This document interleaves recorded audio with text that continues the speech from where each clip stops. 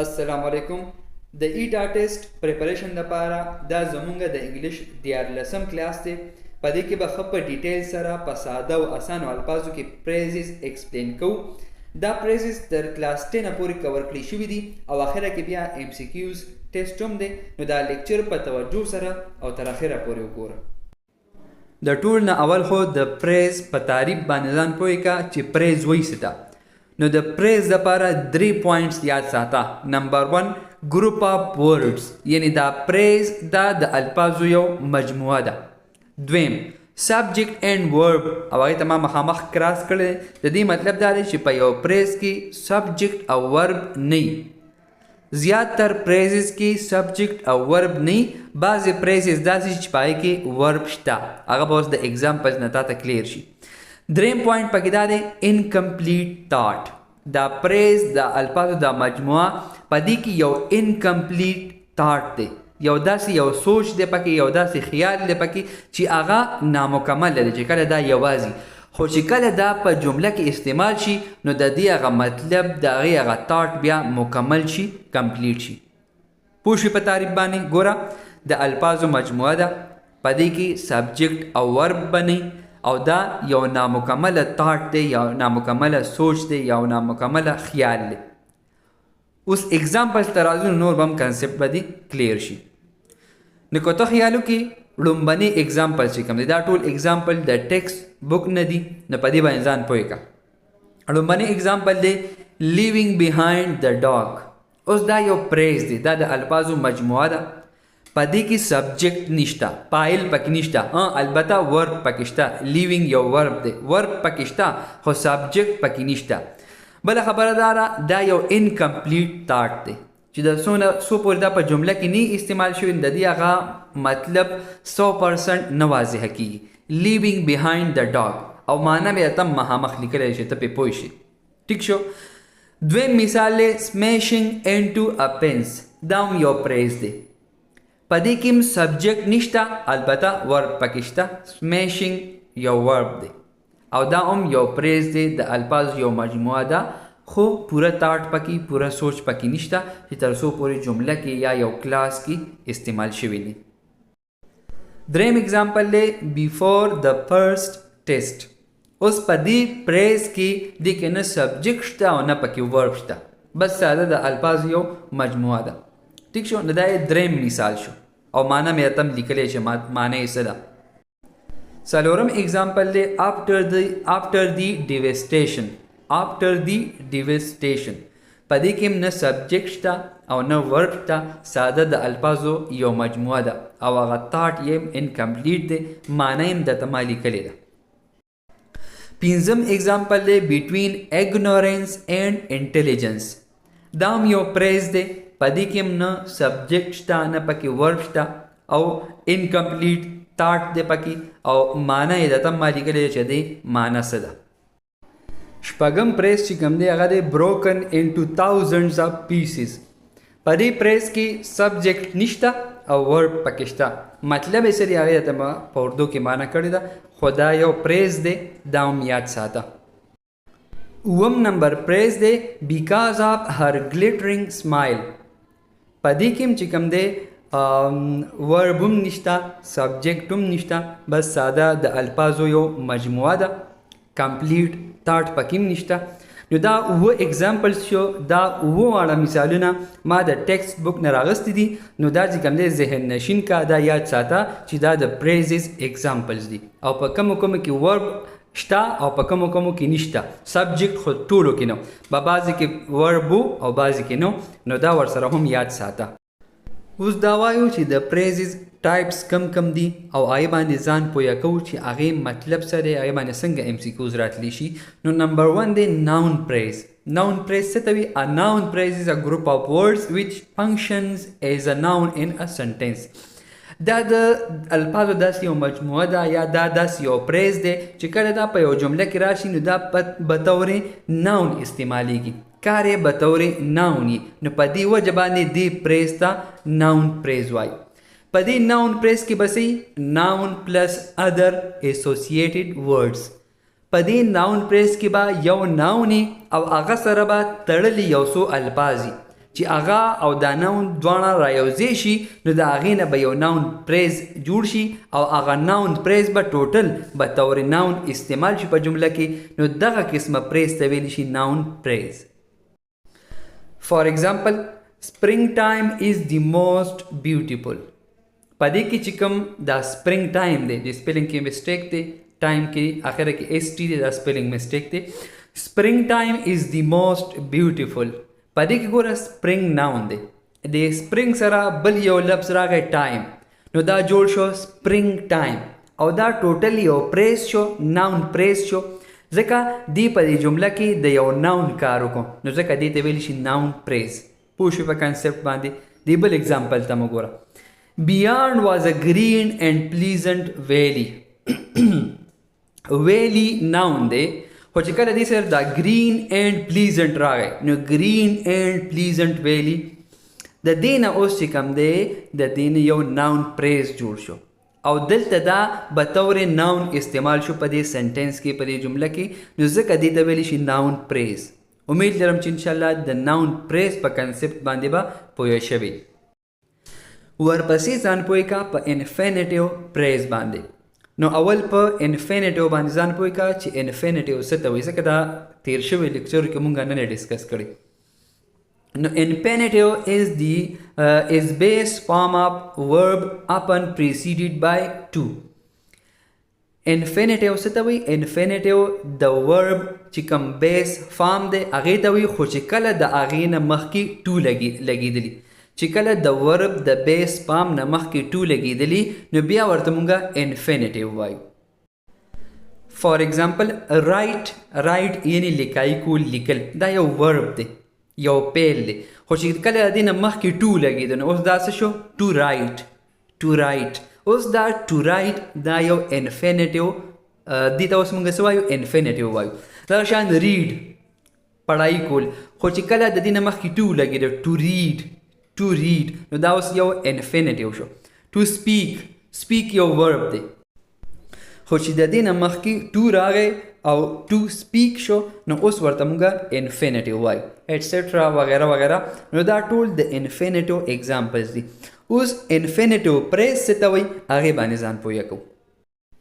انفینیټیو پریز داسې د یو الفاظو مجموعه ده چې په دې کې به انفینیټیو وي او ورسره به ریلیټډ ورډز راغلي دې سره به تړلي یو یا د یو نه سیوا الفاظ راغلي او یو پریز به جوړ کړی یا ته بیا موږ انفینیټیو پریز وایي یعنې دې کې به سي انفینیټیو پلس ریلیټډ ورډز.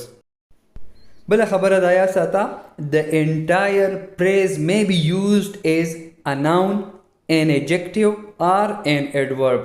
دا چې کوم انفینیټیو پریز دی دا په یو جمله کې به یا به طور ناون استعمال شوي یا به طور ایجیکټیو استعمال شوي او یا به طور ایډورب استعمال شوي. اوس دا څنګه به داسې استعمالیږي د اگزامپل نه برته کلیر شي. فار ایگزامپل to heal in shape requires dedication and discipline. په دې جمله کې to heal in shape دا یو انفینیټیو پریز دی. اوس دا چونکې به طور ناون استعمال شوی دی په دې جمله کې نو دا انفینیټیو پریز د هغه اگزامپل شو چې به طور ناون پکې استعمال شو. ټیک شو. دغه شان هغه انفینیټیو پریز چې هغه به طور ایجیکټیو راغلی په جمله کې نو د هغې اگزامپل دی the thing to do first is an activity you enjoy. په دې جمله کې to do first دا یو انفینیټیو پریز دی او دلته کې دا انفینیټیو پریز به طور ایجیکټیو استعمال شوی دی.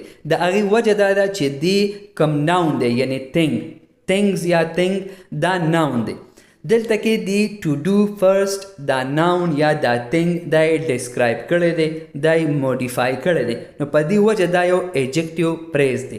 او تاسو د ایجیکټیو تعریف ویلیم دی تیر لیکچرز کې چې ایجیکټیو داسې الفاظ دي چې هغه ناون یا پروناون موډیفای کوي ډسکرایب کوي بیانوي هغې سره مزید الفاظ شاملي یا د هغې د ناون او د پروناون مزید وضاحت کوي. نو په دې وجه کې دلته دا to do first اگر چې انفینیټیو پریز دی خو به طور ایجیکټیو یې کار کړی ځکه دا thing یې ډسکرایب کړی دی موډیفای کړی دی. په خبره باندې پوه شوي؟ اوس د انفینیټیو پریز استعمال به طور ایډورب وایو. نو ته اگزامپل ته وګوره. I came to SWAT to see the art exhibition. وی د آرټ ایگزیبیشن دپاره د هغې لیدو دپاره زه سوات ته راغلی یم.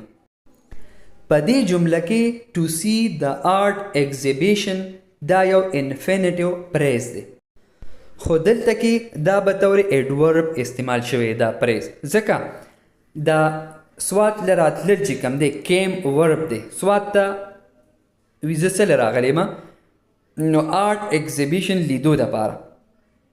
نو دلته دا پریز دا کیم یا دا سوات ته راتلل چې کوم دی کیم یعنی ورب هغه موډیفای کوي یا مزید هغه ډسکرایب کوي. نو په دې وجه دلته دا ایډورب دی. که ستا یاد شي تیر لیکچرز کې ایډورب والا ټاپک کې تا ته ما تعریف لیکلی و چې ایډورب داسې الفاظ دي چې هغه ورب ډسکرایب کوي یا یو ایجیکټیو ډسکرایب کوي یا یو بل ایډورب ډسکرایب کوي یا موډیفای کوي. نو په دې جمله کې ټو سی د آرټ ایگزیبیشن دا د څه لپاره شوی دی؟ د دې لپاره څه شوي دي؟ کیم هغه راتلل شوي. نو د دې مطلب دا شو چې دا دلته کې دا پریز دلته به طور ایډورب استعمال شوی دی. ورپسې د پریز بل یو قسم دی جیرنډ پریز. نو اول په جیرنډ باندې ځان پوه کړه چې جیرنډ څه ته وایي. A gerund is a verb plus ing used as a noun. چې کله ورب سره ing راشي او هغه ing والا ورب به طور ناون استعمال شي په جمله کې نو بیا ورته جیرنډ وایي. جیرنډ په دې باندې تیر ټیسټ کې MCQ هم راغلی. فار ایگزامپل swimming is good exercise. اوس ګوره swim ورب دی، خو چې کله د swim سره ing ولګېد نو دا swimming شو. swimming او دلته په دې جمله کې دا swimming به طور ناون راغی، به طور ناون استعمال شو نو ځکه د swimming ته څه وایي؟ د swimming ته جیرنډ وایي. swimming is good exercise. په خبره باندې پوهېږي؟ دغه شان the best exercise is swimming. یو بهترین exercise هغه swimming دی. دلته هم swim verb دی خو چې کله ورسره ing راغی او به طور ناون استعمال شو نو دې ته اوس جیرنډ وایي. پوه شوې د جیرنډ په کنسپټ باندې. نو اوس ځان پوهه کوو چې جیرنډ پریز څه ته وایي. A gerund phrase consists of a gerund and related words. چې کله یو gerund سره تړلي نور الفاظ راشي یا یو لفظ راشي نو هغې ته موږ بیا gerund phrase وایو. یعنی په دې کې به gerund پلس related words دې سره تعلق لرونکي دې سره تړلي څو نور الفاظ به دي gerund سره سره بیا هغې ته موږ gerund phrase وایو. For example, swimming in the lake is good exercise. په دې سنټنس کې په دې جمله کې دا swimming gerund دی خو دې سره تړلي الفاظ کوم دي؟ in the lake. هغه لامبو وهل دي خو په څه کې؟ په لیک کې. نو swimming in the lake دا یو gerund phrase شو. ټیک ده کنه؟ swimming in the lake is good exercise. نو دا swimming in the lake دا یو gerund phrase دی ځکه په دې کې swimming سره یعنی gerund سره نور related الفاظ راغلي او هغه کم کم دي in the lake. په کنسپټ باندې پوه شوې؟ next phrase ورپسې دی adjective phrase. a group of words which act as adjective. چې کله د الفاظو څخه مجموعه استعمال شي په جمله کې او هغه به طور ایجیکټیو راشي او ایجیکټیو تعریف ما مخکې ذکر وکړو. ایجیکټیو داسې الفاظ دي چې هغه ناون ډسکرایب کوي، بیانوي، موډیفای کوي یا پروناون ډسکرایب کوي یا موډیفای کوي. نو کله چې په جمله کې ایجیکټیو راغلي پلس ریلیټډ ورډز هغه سره د ایجیکټیو سره تړلي نور الفاظ راغلي نو هغې ته په یو ځای به موږ بیا څه وایو؟ ایجیکټیو پریز. ایجیکټیو praise. For example, he was wearing a crown made of gold. اوس په دې جمله کې crown نه دی، crown تاج. تاج یو noun دی او د صفت یا هغه کوم الفاظ دي چې دی ډسکرایب کړی دی، موډیفای کړی دی نو gold دی، gold سرو یعنی د سرو تاج. اوس دلته کې ایجیکټیو gold دی خو د gold سره تړلې دوه خبرې نورې دي made of gold. made of gold. نو د دې نه اوس ایجیکټیو پریز جوړ شو ځکه کراون made of gold. دا made of gold د سرو نه جوړ شوی. ټیک ده کنه؟ دې معنی نه د سرو زرو نه جوړ شوی. نو دا کراون د سرو زرو نه جوړ شوی دی نو دا کراون ناون شو او دی چې کوم دی کوم پریز ډسکرایب کو هغه د میډ اف ګولډ او دا یو ایجیکټیو پریز دی. ٹھیک شو؟ پوه شو په کنسپټ باندې. مزید وضاحت درته د دې بل اگزامپل په ذریعه کومه. د ټال گرین ټری سټوډ پراودلی ان دی پارک. په دې کې ټری ناون دی او چې کله ټال ټری شو یا صرف گرین ټری شو نو دا ټال یا صرف دا گرین دا د دې ایجیکټیو شو. خو چې کله دی ټال گرین ټری شو اوس دلته دا یو ایجیکټیو پریز شو. دا غي وجه دا چې دا ایجیکټیو سره سره نور الفاظ هم رالل او هغه پوره دغه پریز یا د الفاظ مجموعي دا ټری دا ونه د ډسکرایب کړله موډیفای کړله نو ځکه دلته دا ټال گرین دا یو ایجیکټیو پریز دی. پوه شو په کنسپټ باندې. Next ورپسې دی prepositional praise. A prepositional praise is a group of words consisting of a preposition, its object and any words that modify the object. Prepositional praise د داسې الفاظو مجموعه ده چې په دې کې به یو preposition او پکې به د هغې object او object سره تړلي داسې نور الفاظ وي چې هغه د object modify کوي. بیا ورپسې لاندې دي most of the time a prepositional phrase modifies a verb or a noun. اکثر ټایم کې داسې چې دا prepositional phrase دی یو verb یا یو noun modify کوي په جمله کې. نو ګوره د دې ساده یو بل definition داسې هم کېدی شي a prepositional phrase is made up of a preposition and a noun phrase. چې کله یو ناون پریز راشي او هغې سره سره یو پریپوزیشن ومي نو په دې باندې دې ته په جمع باندې بیا څه ویلی شي؟ دې ته په جمع باندې پریپوزیشنل پریز ویلی شي. We use prepositional phrases for many purposes. For example اوس دا پریپوزیشنل پریز مونږه د مختلف مقاصدو لپاره استعمالو. اوس هغه مقصدونه کم کم دي اوس درته مثالونه ذکر کومه. Number 1 دی prepositional phrases as adverbials یعنی modifying verbs چې هغه prepositional phrase به طور verb راغلی نو چې کله prepositional phrases دا به طور adverb راغلی او دی یو verb modify کړي describe کړي نو دا به موږ له د څلورو سوالونو جوابونه راکوي. هغه څلور سوالونه کم دي؟ when چې کله، بل دی where کوم ځای کې، بل دی how څنګه، or why یا ولې. د دې څلورو سوالونو جوابونه موږ ته په هغه جمله کې بیا میلاویږي که په هغه جمله کې پریپوزیشنل پریز استعمال شوي او دې څه کړي یو ورب یې موډیفای کړي یعنی دا پریپوزیشنل پریز به طور ایډورب راغلی. نو ځکه لومبنی قسم شو ایډوربیل آف ټایم یعنی دی به طور ایډورب آف ټایم یعنی دغه when کله د هغې جواب بدل درکړي. اگزامپل ته ګوره we will be back in a few days. وی مونږ به چې کوم دی انشاءالله په یو څو ورځو کې واپس راځو. نو ګوره کله به واپس راځي؟ in a few days په یو څو ورځو کې. نو ګوره د دې when د دې کله جواب مونږ ته د کم الفاظو نه ملاویږي؟ د in a few days. نو ګوره in دلته پریپوزیشن دی او سره a few days دا الفاظ هم راغلي دي. نو دا in a few days دا یو پریپوزیشنل پریز دی او دا دلته کې به طور ایډورب راغلی دی او د کم سوال جواب موږ له راکوي؟ د when یعنی د کله. ټیک شو؟ دویم اگزامپل یې دی ایډوربیل آف پلیس یعنی دا به موږ له د ویر جواب راکوي. اوس موږ مخکې ذکر وکړو که نه چې کم ځای کې د ځای هغه جواب به دې کې موږ ته ملاویږي په دې پریپوزیشنل پریز کې. لکه اگزامپل ته ګوره they drove to پېښور. هغې وی پېښور ته چې کوم دی لړل ډرو د ډرایو د ډریوینګ کول هغه چې کوم وي که نه ډرایو هغې سیکنډ فارم دی د ډرایو. نو پېښور ته تګ دی پېښور ته تللی نو په دې کې پریپوزیشنل پریز هغه دی ټو پېښور.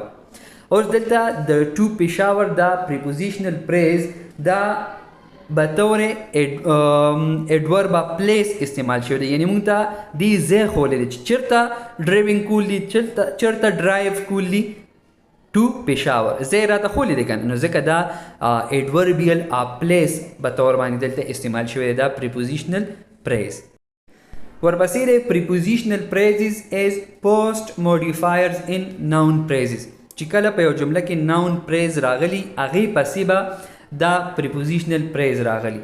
ٹھیک شو او these acts like adjectives giving more detail about a noun او د دې کار بدای چې دا به تور adjective استعمال شوی ځکه noun praise پسې راغلی دي او هغه noun praise یا هغه noun یې describe کړي به هغه به ډیټیل سره موږ سره نور وضاحت د هغې کړي نو په دې وجه باندې دا به تور adjective راغلی نو په دې کې لومبني مثال دی describing a person or thing چې کله یو فرد یا یو سیز هغه describe کولی for example Hina is the girl in the red dress په دې سرو جامو کې چې کوم دا جینۍ ده وي دا هینا ده نو ګوره in the red dress دا یو prepositional phrase دی او دا noun phrase پسې راغلی دی the girl یو noun phrase دی دی پسې post modifier ټکي مخکې استعمال شو کنه یعنی noun phrase پسې چې کوم دی دا راغلی دی in the red dress یعنی وی چې په دې سرو جامو کې کوم دا جینۍ ده دا هینا ده نو ګوره دا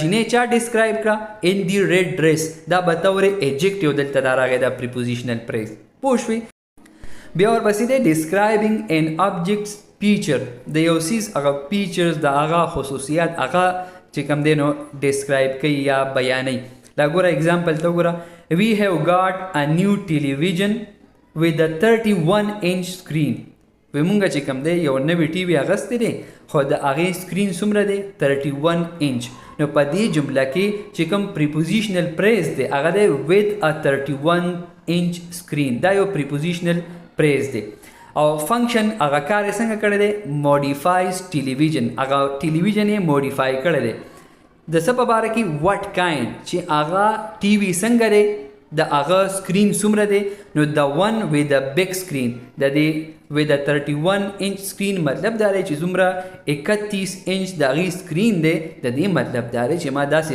ټي وي اغوستی دی چې د هغې هغه سکرین ډېر زیات غټ دی ساده مطلب یې دا دی ټیک ده که نه کار یې دا کړی دی په مطلب باندې پوه شوي بیا ورپسې دی prepositional phrases showing agent doer یا upon after passive voice No, these indicate who or what perform an action.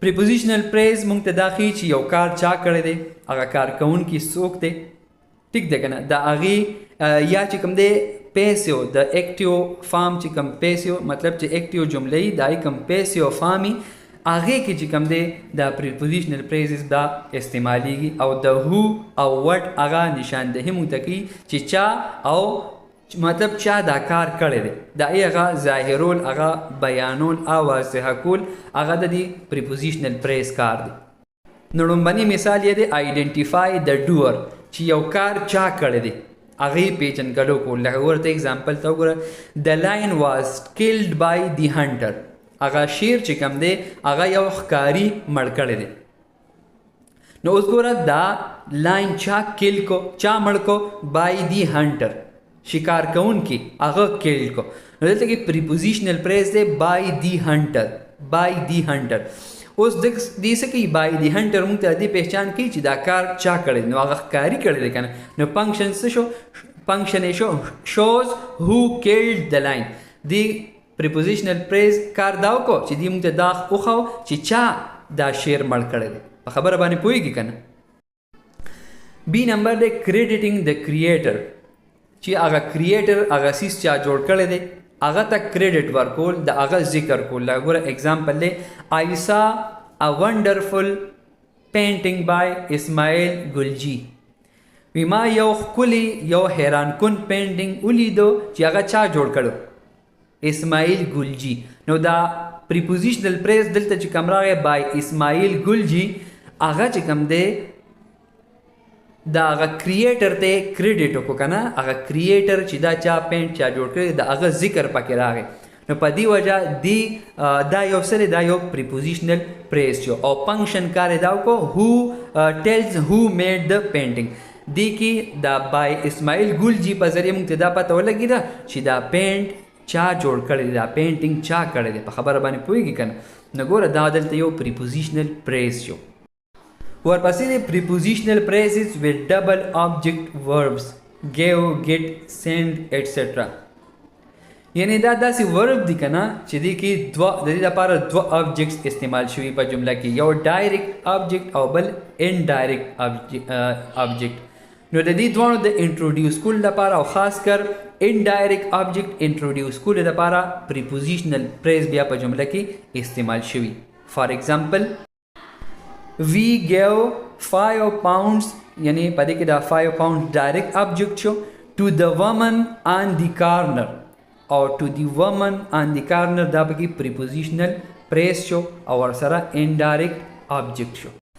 د دې مطلب دا شو چې دلته کې په دې جمله کې to the woman on the corner دا یو پریپوزیشنل پریز دی خو دا د څه برابر دی؟ دا د انډایرکټ آبجیکټ برابر دی. ډایرکټ آبجیکټ الریډي ذکر شوی دی ورسره دویم آبجیکټ چې کوم انډایرکټ آبجیکټ دی هغه هم ذکر شو خو هغه دا پریپوزیشنل پریز دا د انډایرکټ آبجیکټ برابر دی. د دې مینینګ څه شو؟ مطلب یې څه شو؟ we gave the woman on the corner 5 pounds یعنی چې په داسې کارنر ته غاړې ته کومه ښځه ولاړه وه هغې له موږ 15 پاونډز ورکړل. مطلب یې دا واضحه کېږي. دغه شان که ته بل اگزامپل ته وګورې دا لاندې they got a drink for me نو په دې جمله کې they got بیا ورپسې a drink دا یو ډایرکټ آبجیکټ دی. for me دا یو پریپوزیشنل پریز دی او دا د څه برابر دی؟ د انډایرکټ آبجیکټ برابر دی. او مینینګ د دې جملې دا شو مطلب یې دا شو چې they got me a drink یعنی مالې یو ډرینک راوړو مالې د څښو لپاره څه اوبه راوړي یا شربت یا هر څه چې کوم هغه یې راوړو. په خبر باندې پوهېږي؟ نو دلته کې دوه آبجیکټ ذکر شو یو ډایرکټ آبجیکټ بل پریپوزیشنل پریز چې هغه د انډایرکټ آبجیکټ برابر دی. اوس ګوره د ایم سی کیوز دپاره دا امپورټنټ دي چې کوم ډبل آبجیکټ وربز دي دا ځان سره یاد ساته. give send offer show tell get buy او make دا ډبل آبجیکټ وربز دي دا یاد ساته چې دې سره ډایرکټ او انډایرکټ آبجیکټ راځي. لکه ګوره جملې ذکر کړي دي she sent a letter to her friend she sent her friend a letter. بیا ورپسې دی پریپوزیشنل پریزز after certain verbs nouns and adjectives یعنی داسې پریپوزیشنل پریزز چې هغه بعضې وربونو پسې ناونز پسې او ایجیکټیوز پسې راځي. لاندې لیکل شوي دي some words require specific preposition to complete their meaning. څه الفاظ داسې چې هغې دپاره د خاص قسمه پروپوزیشن ضرورت دي چې په جملې هغه معنا هغه مکمل شي هغه مطلب واضح شي او پوره شي. فار ایگزامپل ته دې جملې ته ګوره the book belongs to me نو دې کې دا belong to is a fixed phrase دا یو fixed phrase دی can not say belong with یا for me دا به غلط حسابېږي په دې MCQs هم راتلی شي. دا belong to دا یو fixed phrase دی نو په دې جمله کې دا to me دا یو پریپوزیشنل پریز دی او دا ورب پسې راغلی دی belongs to me ټیک ده که نه belong دلته ورب دی. دغه شان I argued with my brother یعنی ما خپل رور سره آرګومنټ وکړو بحث مې وکړو نو دلته argued ورب دی او with my brother دا ورپسې یو پریپوزیشنل پریز راغلی دی. نور اگزامپلز دی I had an argument my brother دلته کې آرګومنټ ناون دی او د ناون پسې with my brother دا یو پریپوزیشنل پریز راغلی دی. په خبره باندې پوهېږي she has a fear of spiders یعنی هغه د جولاګانو نه یریږي که نه not fear about spiders. اوس که په ایم سی کیوز کې about اپشن نو ظاهري داسې بندوي چې دا به صحیح خو دا غلط دی ها she has a fear of spiders دا به یاد ساتي. نو دلته کې فیر چې کوم دی یاره دا یو ناون دی او دې پسې آپ سپایډرز یعنی پریپوزیشنل پریز هغه ورپسې راغلی دی. ورپسې دی آفټر ایجیکټیوز د ایجیکټیو نه بعد یو پریپوزیشنل پریز راغلی لکه ګوره آی فیل سوری فار یو د دې معنی ده مجھے تم پر افسوس ہے ٹھیک ده. نو دلته کې دا پریپوزیشنل پریز دا د ایجیکټیو نه بعد راغلی. دا شان هی از ګوډ ایٹ میتھ هغه په میتھس کې په ریاضه کې ډېر تکړه دی ټیک ده که نه. نو دلته کې ایجیکټیو پسې پریپوزیشن راغلی دی ایٹ میتھ پریپوزیشنل پریز راغلی دی ایٹ میتھ. نو ګوره بل ضروري خبره دا ده ناٹ ګوډ ان میتھ که ته دا وایي چې هی از ګوډ ان میتھ هسې ظاهري خو بندوي داسې به صحیح چې هی از ګوډ ان میتھ په ریاضه کې تکړه دی خو دا غلط دی هم داسې به وایي هی از ګوډ ایټ میتھ دا یو امپورټنټ ایم سی کیو هم دی یاد یې ساته. نو دلته کې ایټ میتھ یو پریپوزیشنل پریز دی او دا د ایجیکټیو نه بعد راغلی دی. لکه ګوډ یو ایجیکټیو دی د هغې نه بعد راغلی. ورپسې ورب پریز دی group of main verb and helping verb within a sentence. په یو جمله کې چې کوم main verb راغلی او هغې سره سره کوم helping verb وي د دې دی مجموعې ته verb phrase وایي. For example, she has finished her work. هغې خپل کار ختم کړی. دلته has finished دا has helping verb دی او finished main verb دی. نو دواړه یو ځای رالل. has finished helping verb او main verb یو ځای رالو. دا یو verb phrase دی. You should study for exam.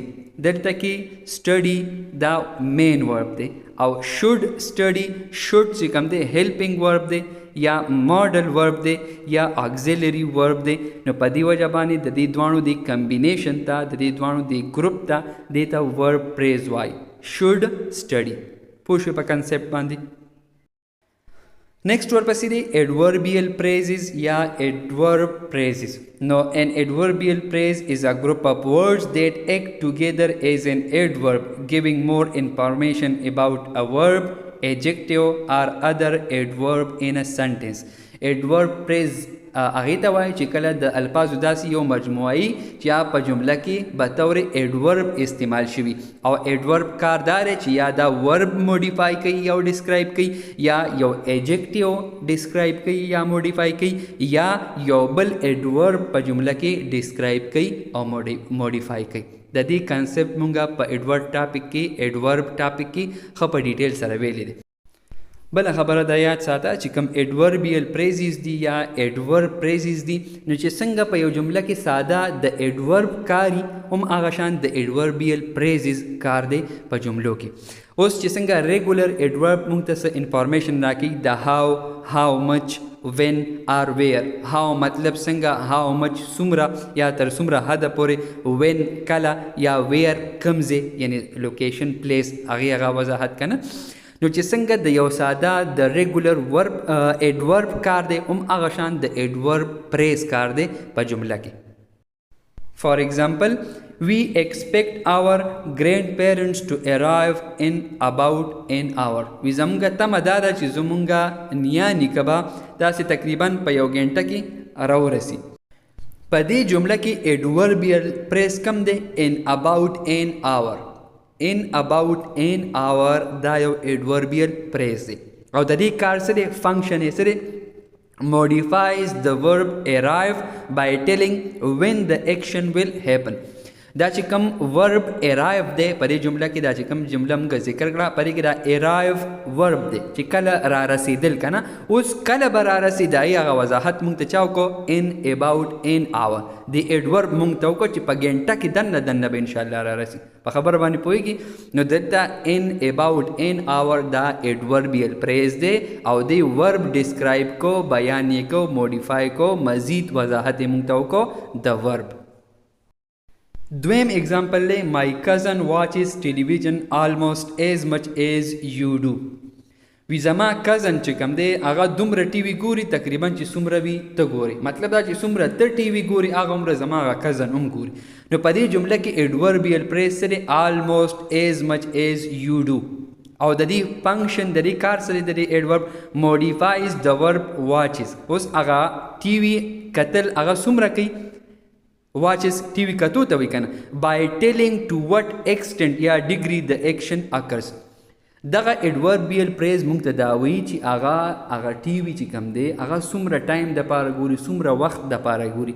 نو هغه یې څه وایي چې څومره وي ته ټي وي ګوري دومره زما هغه کزن چې کوم دی ټي وي ګوري. په خبره باندې پوهېږي. د کلاس 10th انګلیش پورې څومره چې په پریزز باندې کوېسچنز څومره MCQs راغلي دي هغه به اوس تاسو ته 1 by 1 مخې ته راځي. په هغه ځای باندې ویډیو پاس کوئ ودروئ او هغه چې کوم کوېسچنز دي یا MCQs دي هغه حل کوئ. که زه درته کومه لږ ساعت کې به وکړمه خو تاسو ته ډېره زیاته فایده ده چې تاسو پې سوچ او بچار وکړئ سوچ پې وکړئ هغې باندې ځان پوه کړئ او د هغې کوېسچنز انسر چې کوم دی په خپله باندې معلوم کړئ. نو دا به درله په ایټا ټیسټ کې ډېره فایده درکړي. نو اوس به درته 1 by 1 دغه کوېسچنز MCQs راځي دا ښه په توجه سره حل کې. دا مونږ چې څومره وضاحت کړی دی که په هغې باندې ته پوه شوې د پریزز دا ټایپس مونږ سره د مثالونو ایکسپلین کړل که په هغې باندې ستا کنسپټ کلیر شوي نو انشاءالله ستا نه به په دې کوېسچنز کې په دې ایم سی کیوز کې غلطي نه کېږي او بیا هم که څه ځای کې ستا نه غلطي کېږي څه ځای کې نه پوهېږي نو ته به ځان په هغې باندې پوهه کې هغې باندې به ځان دا کنسپټ کلیر کې.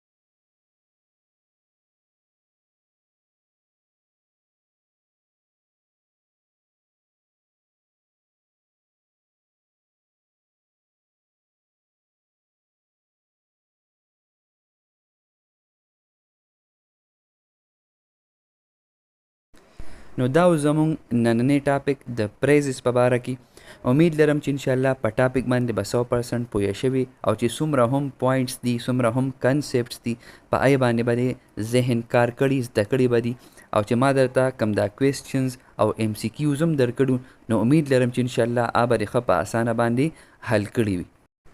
که ویډیو دې خوښه شوي لایک یې که کمنټ پې وکړه او خپلو ملګرو سره یې خامخا شیر کړه او که ته زمونږ په دې چینل باندې نه وي او تر اوسه پورې تا دا چینل نه سبسکرایب کړی نو چینل سبسکرایب کا خوا کې د غنټې هغه نشان هم دباو کا ځکه چې د ایټا په باره کې کله هم نوې لیکچرز اپلوډ کیږي نو اول نوټیفیکیشن به تا ته راځي. انشاءالله ډېر ژر به ملاقات کیږي په یو نوي لیکچر سره. خوشحاله او آباد اوسئ. د لوی الله په امان.